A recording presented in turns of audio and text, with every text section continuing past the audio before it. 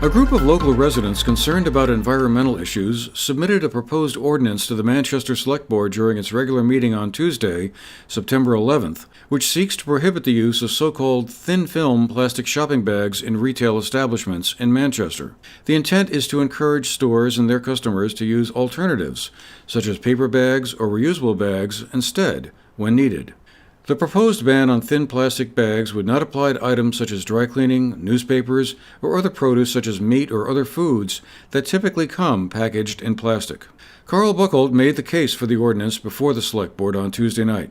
It's pretty universally accepted that there are too many plastic bags and that they harm a lot of wildlife. Plastic bags choke, strangle, entangle turtles, whales, sea lions, seals, birds, all kinds of birds, fish. They're a major litter problem. The fact that they are so light, they're windborne easily, they go all over the place, they catch in trees, clog up sewers. They also can suffocate babies. It's actually warning on most labels. Plastic bags do not biodegrade.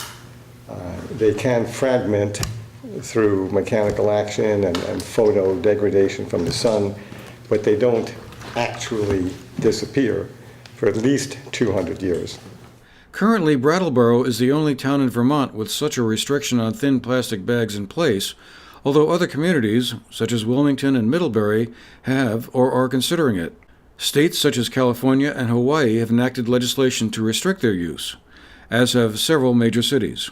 The upshot of the discussion on the issue at the Select Board meeting was to see if a resolution could be crafted that would urge state lawmakers to develop a statewide restriction on their use to create a level playing field. There was discussion of the issue at the state legislature in 2017, but a proposed statute did not come up for a vote. Town Manager John O'Keefe described what the next steps would be. And the board, for the time being, has asked Carl, one of the lead proponents of the ordinance, and me to draft up a resolution that the Select Board will take up at its next meeting on September 25th. One of the concerns that we heard last night was that one of the stores here in town was actually getting the plastic bags from a chain. So there was a chain that has plastic bags, and in those communities they banned the plastic bags, so those bags are just coming to Manchester. So I guess one of the concerns that the board had in the discussion that they had with the advocates was that if we ban plastic bags here, for example, in our grocery stores, that the bags would just go to a different community and bags blow around. It would have pretty much the same environmental impact versus banning them at the statewide level. We talked with Carl Buchholz afterwards about the rationale for such a restriction on thin film plastic bags, usually defined as those under 2.5 mils in thickness. Well, it's twofold. Number one, I think you have to put this in context of the bigger picture. We are in a climate crisis right now. And the plastic bag ban is in the category of something that we can do. We have control over that at the local level. The other piece, to put it in context, is the federal government, unfortunately, is not only doing nothing to help the environment and the climate, they're sabotaging it by making rules that you have to use coal and subsidizing fossil fuel like oil and gas. So this ban for the plastic bags does a couple of things simultaneously. It allows the town of Manchester to control the amount of garbage, the amount of litter that's caused by plastic bags being all over the place. They clog up the recycling machine.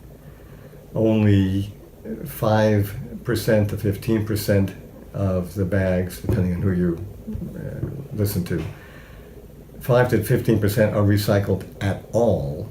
Most of them are just thrown in the trash. And even the ones that are recycled, they are difficult to recycle. They clog up the machinery, especially that we have now with the zero sort. It's preventing our landfills from filling up with waste that doesn't have to be there.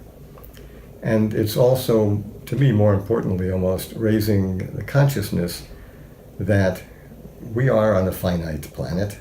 We do not have infinite resources. We don't have infinite places to put our garbage. And we need to do something. On the other side of the coin, some businesses that use plastic bags say they not only cost less than the paper bag shoppers may remember from decades past, but consume less energy to make and deliver to stores. One industry website, called Bag the Ban, argues that many of them are used more than once and are, in effect, recyclable and reusable. Mona Golub, a spokesperson for price shopper Market 32, replied to a query about the role plastic bags play in their supermarket business with these comments in an email. She said price shopper Market 32 fully supports efforts to reduce the number of disposable bags in the waste stream. Quote, and while we support the noble intent of the many municipalities across the Northeast that have passed, proposed, or continue to discuss bag legislation, we're concerned that many fail to acknowledge the disposability of handleless paper bags, presuming that they will replace plastic ones. This is neither an environmentally nor financially sustainable solution. The carbon footprint behind their production and distribution is wholly inefficient and wreaks havoc on our forests.